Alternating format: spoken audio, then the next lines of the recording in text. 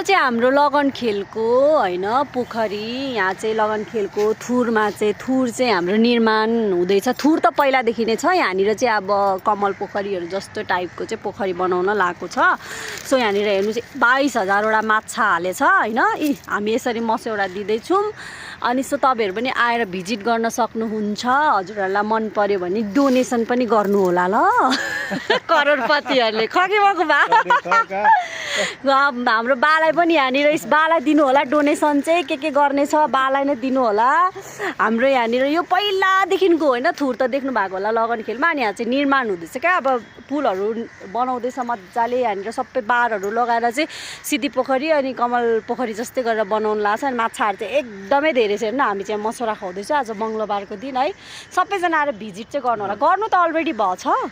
Location पनि तपाईँहरूलाई थाहा छ। लगनखेलको साधोबाट जाने बाटोमै चोकैमा छ हाम्रो थुर चाहिँ। ल आउनुहोस् है। कहाँ अरे बा? अशोक टुप्पा।